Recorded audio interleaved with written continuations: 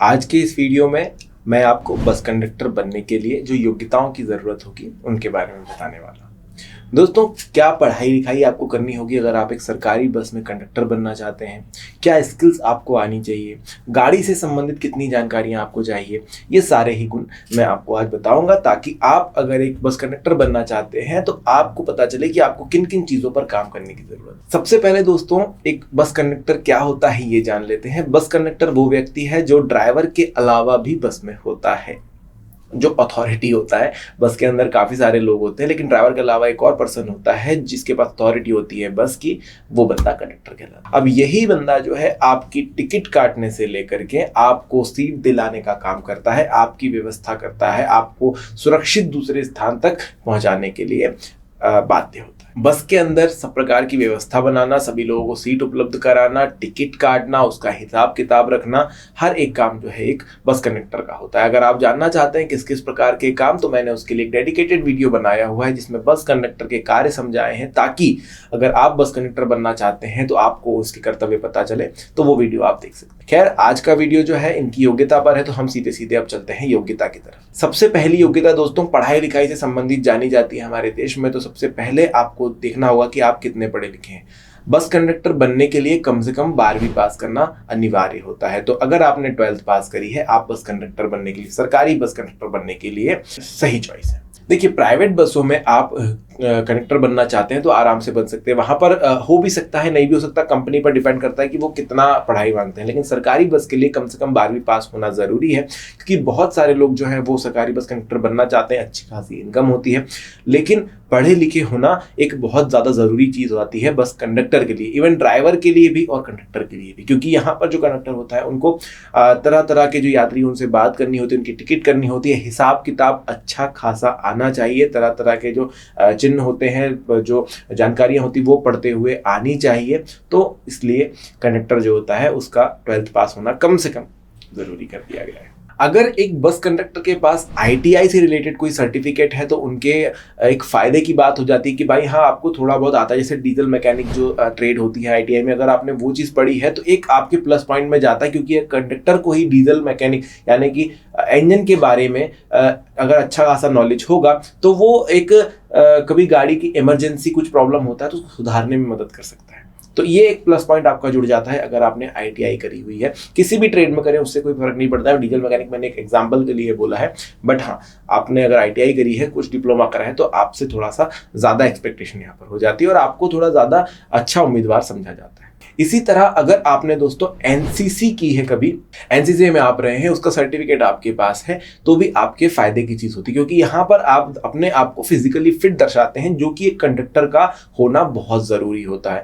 क्योंकि देखिए, एक बस कंडक्टर देखेंगे सरकारी बस में, चाहे वो सिटी बस हो या फिर लॉन्ग जर्नी बस हो, इनको पूरी जर्नी भर चलते फिरते रहना पड़ता है। बस में तरह तरह की व्यवस्था करनी पड़ती है। सिटी बस की बात कर ले, दिन भर जो कंडक्टर होते हैं वो चल फिर कर टिकट्स निकालते रहते हैं, हर एक व्यक्ति को चेक करते होते हैं कि इनके पास टिकट है या नहीं है, कोई ऐसा व्यक्ति तो नहीं चढ़ गया है जिसके पास टिकट ही नहीं है। तो फिजिकली रूप से फिट होना बहुत ज़्यादा ज़रूरी होता है।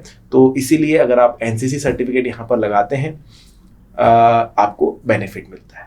मिनिमम एज जो रखी गई है दोस्तों वो है 18 साल की, और मैक्सिमम 45 साल तक का बंदा जो है यहाँ पर भर्ती के लिए आवेदन दे सकता है।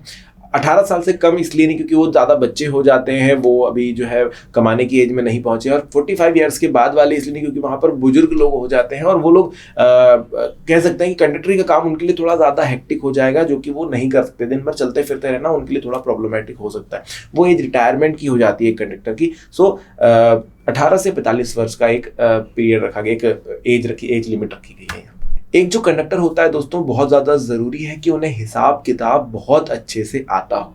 देखिए, बिल्कुल बेशक मैं ये चीज़ मानूंगा कि पुराने समय में रसीदें होती थी, जब पैसे लेना है, देना है, रसीद दे देना है, और वो उसका हिसाब किताब रखना थोड़ा मुश्किल होता था। आज के समय में मशीनें हैं, तो आपको सिर्फ पैसे लेने हैं, रसीद काटनी है, मतलब रसीद भी निकालनी है मशीन से और दे देनी है।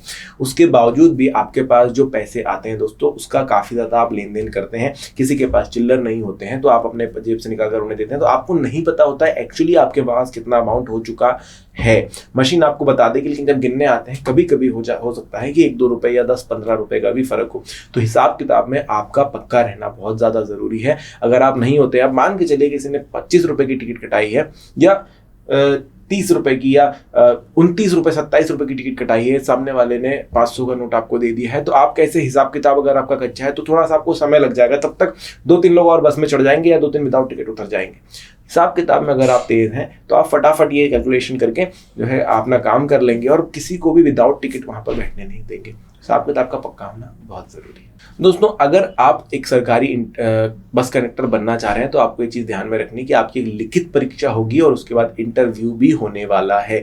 तो बेसिकली आपसे आपका पूरी तरीके से टेस्ट लिया जाएगा कि आप साइकोमेट्री पास कर पा रहे हैं, यानी लिखित आपको आता है, यानी थोड़ा बहुत पढ़ना लिखना आता है या नहीं, और बोलचाल में आप व्यवहार में कैसे हैं। क्योंकि जब आप एक कंडक्टर हैं वहाँ पर अगर आप बहुत ज़्यादा चिढ़ने वाले पर्सन हैं तो आपको बहुत सारे ऐसे लोग मिलेंगे जो आयरेटेड होंगे, जो इरिटेट करेंगे। तो ऐसे समय पर आप खुद को कैसे शांत रखते हैं या फिर आप लड़ने भिड़ जाएंगे, वो चीज़ देखनी ज़रूरी होती है। इसलिए आपका इंटरव्यू लिया जाएगा, आपके साक्षात्कार में आपसे बहुत तरीके के क्वेश्चन पूछे जाएंगे और अगर आप सब कुछ पास कर लेते हैं तो ही आप एक कंडक्टर होते हैं। तो अगर आप एक बस कंडक्टर बनना चाहते हैं, मैं इतना ही कहना चाहूँगा कि अपने आप को शांत रखने की कोशिश करें। और क्योंकि आप जिस तरीके के लोगों से मिलेंगे, हर एक बंदा जो है नया होगा और बस है तो बहुत सारे लोग हैं, उनको बस में बैठने में भी परेशानी हो जाती है। तो आपके लिए बहुत ज़्यादा ज़रूरी है कि आप शांत रहें। बहुत केसेस में लिखित परीक्षा नहीं भी होती है, सीधा इंटरव्यू के लिए भी बुलाया लिया जाता है दोस्तों। तो इसमें कोई ये वाली बात नहीं है कि यार लिखित परीक्षा नहीं हुई, मैंने तो कहा था, तो सीधा इंटरव्यू के लिए भी आपको बुलाया जा सकता है, आपके मेरिट के या फिर आपके मार्कशीट देख करके। दोस्तों, एक कंडक्टर का इंजन के पार्ट से वाकिफ होना काफ़ी ज़्यादा मायने रखता है। अगर एक कंडक्टर, बस कंडक्टर इंजन्स को थोड़ा समझता है, अपने गाड़ी के इंजन को थोड़ा समझता है, तो उसको थोड़ा फ़ायदा हो जाएगा। अगर गाड़ी को कभी कुछ ब्रेक डाउन होती है तो थोड़ा बहुत वो कुछ करके ठीक कर सकते हैं। ये नहीं कह रहा हूँ कि पूरा मैकेनिक होना चाहिए, बट हाँ, अगर इंजन को थोड़ा बहुत समझते हैं कि हीट अप हो गया है तो उसको पानी की ज़रूरत है या ऑयल कम हो रहा है, थोड़ा बहुत नॉलेज गाड़ी के बारे में होता है तो काफ़ी अच्छा हो जाता है। ये होना आवश्यक नहीं है, ये नहीं कहूँगा कि बहुत ज़्यादा ज़रूरी है कि ये सारा नॉलेज एक कंडक्टर को हो ही, बट ये ज़रूरी है कि थोड़ा हल्का फुल्का नॉलेज ज़रूर हो, जिसकी वजह से ये आपको खुद को चाहिए कि अगर आप एक बस कंडक्टर हैं तो भाई आपको बस के बारे में नॉलेज हो। क्योंकि कई बार गाड़ियों में ऐसा होता है, मशीनों में ऐसा होता है कि वो हीट अप हो जाती है, इस वजह से काम नहीं करती और हम लोग सोचते हैं कुछ बड़ी प्रॉब्लम है, मैकेनिक को ढूंढते रहते हैं या फिर हम लोग फालतू टाइम पास कर देते हैं। बहुत बार आप लोगों ने भी देखा होगा, गाड़ी बंद पड़ गई है, हम लोगों ने मैकेनिक बुलाया, मैकेनिक के आते ही वो अपने आप चालू हो जाती है।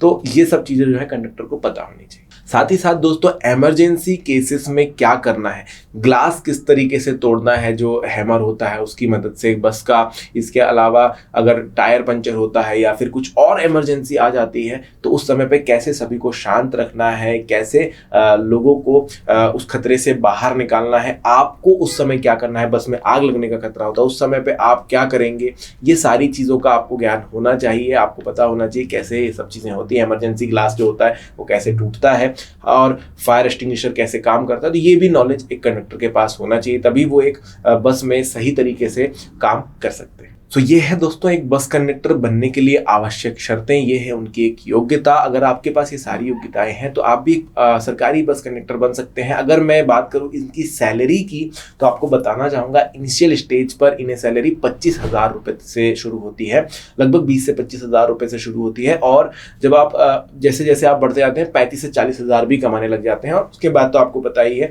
कि जो आपका ग्रेड होगा, जितना ज़्यादा आप अनुभवी होते जाएंगे उतना ज़्यादा आप इनकम करते जाएंगे। तो हिसाब किताब के पत्ते पक्के रहिए और गाड़ियों के बारे में थोड़ा सा नॉलेज जरूर निकाल लें। आज के वीडियो में इतना ही। अगर आपको पसंद आया है वीडियो तो लाइक कीजिएगा, चैनल को सब्सक्राइब कीजिएगा, कमेंट सेक्शन में बताइएगा वीडियो कैसा लगा। धन्यवाद।